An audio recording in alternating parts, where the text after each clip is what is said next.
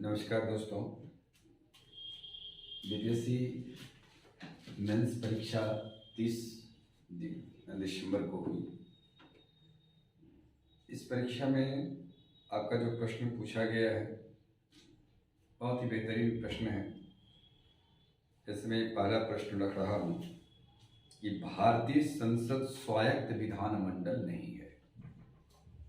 इसकी शक्तियाँ विशाल तो है पर असीम नहीं। इस कथन पर टिप्पणी कीजिए और इस पर प्रकाश डालिए कि भारतीय संसद की तुलना उसके ब्रिटिश समकक्ष से क्यों नहीं किया जा सकता।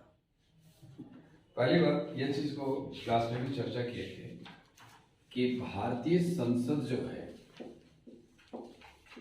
यह संप्रभु नहीं। संप्रभु नहीं। पहले एक बात देखिए, मेंस परीक्षा में यदि लंबी लाइन में यदि आपके क्वेश्चन से पैरा में देता है तो क्वेश्चन को पहले तोड़ कर समझना चाहिए। मैं पहले आपको एक ट्रिक समझा दूं कि क्वेश्चन को कैसे समझा जाता है। तो पहली बात देखिए, भारतीय संसद स्वायत्त विधानमंडल नहीं। तो संसद पर आपको गौर करनी है।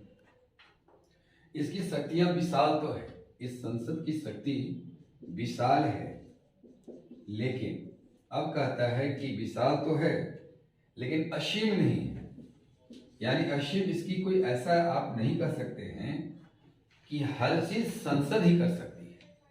इसकी ऐसी शक्तियां नहीं है।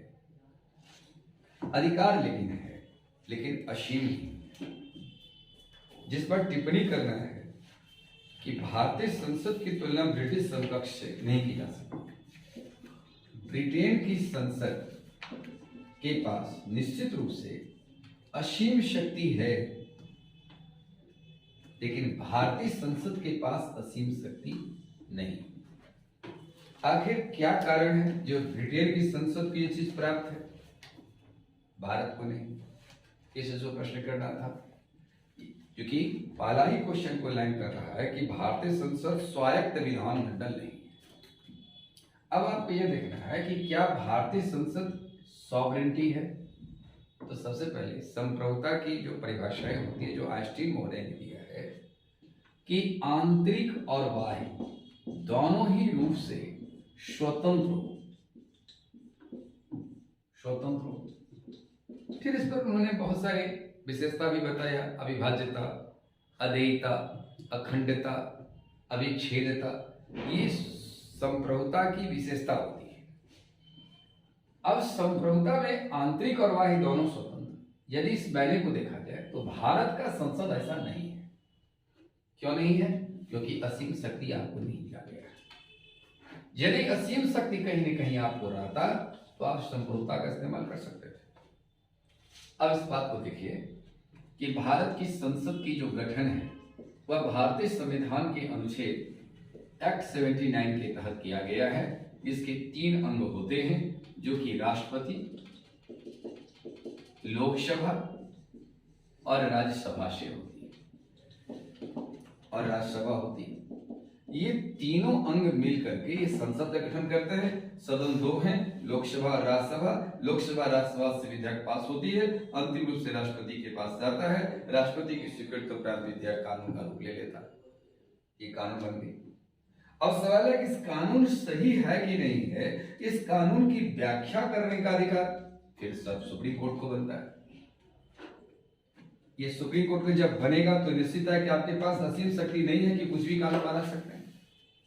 अब भारतीय संसदीय व्यवस्था में देखा जाए कि पहली कानून की जो बात आती है, पहला ऐसा है कि मौलिक अधिकार जो हम आपको दिए गए हैं, इस मौलिक अधिकार को पर आप विशेष ऐसा कोई कानून नहीं बना सकते जिसमें मौलिक अधिकार का अतिक्रमण हो। सबकी मौलिक अधिकार का आधार होना चाहिए। दूसरा, यदि किसी राज्य सरकार को आपने जो कानून दे दिए हैं तो उसमें आप विशेष प्रकार का हस्तक्षेप नहीं कर सकते। ये आपका अधिकार संसद को नहीं, समानकाल की स्थितियां। जबकि तीसरी मुद्दा में यह भी कहता है संसद कि हम जिस विषय वस्तु को संशोधन का आधार बनाते हैं तो आपकी संविधान की सर्वोच्चता आ जाती है। जहां पर संविधान की सुपरमेसी बनी रहेगी, हम इस आधार को लेकर के हम कानून को बना सकते हैं। तो संविधान की सर्वोच्चता है। तो संविधान हमारी संप्रभु यह हो शक्ति है, संविधान के पास असीम शक्तियां हो, असीम शक्ति किसी एक के पास ही होती है। मैंने ऐसे बताया था, आइंस्टीन महोदय ने यह कहा कि अद्वैता अपवर्जिता, ये जो डिफिनेशन आती है, विशेषता आती है संप्रभुता का, तो ये हमारे संविधान के पास में है। अब संविधान के हिसाब से कार्य करना, इसमें संशोधन करना, यह काम है संसद। जिस संविधान की सर्वोच्चता न कि संसद की। अब है कि ब्रिटेन के संसद से ही भारत की संसद लिए गए हैं। ब्रिटेन के संसद को सबसे अधिक अधिकार वर्ल्ड में है, वो सब कुछ कर सकता है। उसमें एक कहावत चलती है ब्रिटेन में कि मर्द को पुरुष और मर्द को महिला और महिला को पुरुष नहीं बना सकती, अर्थात संसद सब कुछ कर सकती है। तो भारतीय संसद अब यहाँ पर नियंत्रण रखने का कार्य करती है, जिससे यह लगता है कि ये सॉवरेनिटी के रूप में दिख रही है, विशाल शक्ति के रूप में दिख रही है, लेकिन संविधान की मर्यादा को ध्यान में रखकर ही उसे कार्य करना होता है। अब इस पर कार्यपालिका पर नियंत्रण रखती है। कार्यपालिका पर नियंत्रण इस रूप में करती है कि आपको सबसे पहले प्रधानमंत्री जो होते हैं, लोकसभा के बहुमत दल के नेता होते हैं, उससे विश्वास रखना पड़ता है सदन के प्रति। इसलिए विश्वास मत अविश्वास प्रस्ताव लोकसभा में लाए जाते हैं। तो विश्वास मत राष्ट्रपति हासिल करने को कहते हैं, अविश्वास प्रस्ताव प्रतिपक्ष के द्वारा लाया सकते हैं। सरकार कभी निरंकुश भारत में नहीं हो सकती, संविधान की मर्यादा को ध्यान में रखकर ही उसे कार्य करना पड़ेगा। तो यहाँ पर कहा जाता है कि कार्यपालिका पर नियंत्रण अनेक प्रस्तावों के द्वारा रख सकते हैं। काम रोको प्रस्ताव, स्थगन प्रस्ताव, प्रश्नकाल के दौरान प्रश्न पूछे जाते हैं जो सब तारांकित अतारांकित, अल्पसूचना प्रश्न पूछे जा सकते हैं, निंदा प्रस्ताव, स्थगन प्रस्ताव, ये सब कार्यपालिका पर नियंत्रण रखते हैं। अब यदि कोई सदन का सदस्य प्रश्न पूछना चाहता है तो प्रश्न यदि पूछते हैं तो उसका उत्तर मंत्रीगण को देना पड़ता है। तो ये विश्वास बड़ी हुई कार्यपालिका पर नियंत्रण रखने का कार्य करता है। राष्ट्रपति यदि संविधान की मर्यादा का हनन करेंगे तो एक्ट 761 के तहत इनके ऊपर भी महाभियोग लगाया जाता है, और ये महाभियोग इम्पीचमेंट जब लाया जाता है तो इस संसद की यह अर्ध न्यायिक कार्य मानी जाती है।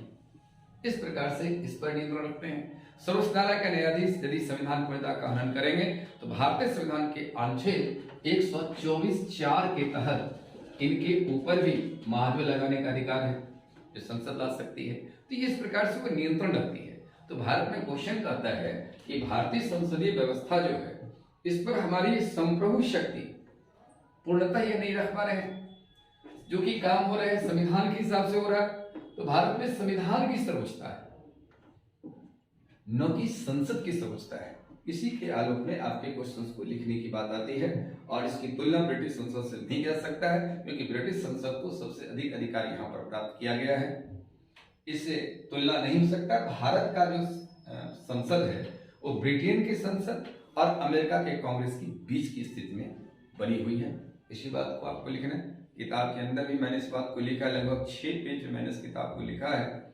ये प्रश्न जो पेज नंबर आपका 253 से 259 पेज के अंदर है। आप देखिए पूरा चीज यही सेम क्वेश्चन लिखा गया है जिसके भीतर मैंने जिक्र किया है।